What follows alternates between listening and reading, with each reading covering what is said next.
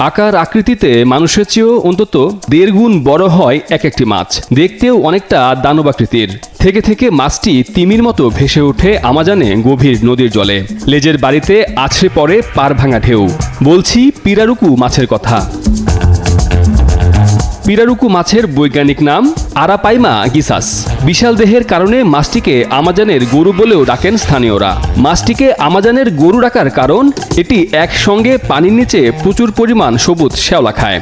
একটি পূর্ণাঙ্গ পিরারুকু সাধারণত 79 ইঞ্চি পর্যন্ত লম্বা ও 200 কেজি ওজনের হয়। পিরারুকু পৃথিবীর সবচেয়ে বড় মিঠা পানির মাছ।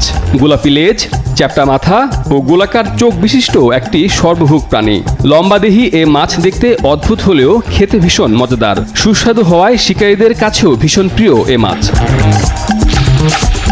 মাছটির শ্বাস প্রশ্বাসে কিছুটা ভিন্নতা থাকায় দৈত্যাকার হওয়া সত্ত্বেও জাল ও হারপুন দিয়ে এটিকে ধরে ফেলা অনেক সহজ। পিরারুকু খেতে যেমন সুস্বাদু, তেমনি এর ব্যবহারেও রয়েছে বহুমুখিতা।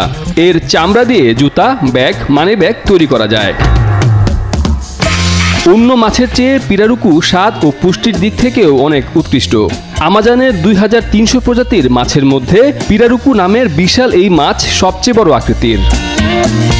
এই বিশালাকার মাছে এখন ব্রাজিলের বাজার সয়লাভ। রাজধানী রিও ডি জেনেরিওর প্রায় সব বড় রেস্তোরাঁয় পাওয়া যায় পিরারুকু। ব্রাজিলের ঐতিহ্যবাহী মোকা ডিশ তৈরি করতে পিরারুকু ব্যবহার করেন দেশটির শেফরা। মোকা হচ্ছে মাছের তৈরি এক বিশেষ ধরনের স্যুপ। নোনা পানির পোলক বা কড মাছের মতোই সুস্বাদু বলে পিরারুকুকে আমাজনের কড বলেও ডাকা হয়। সুস্বাদু মাছটির চামড়াও ফেলনা নয়।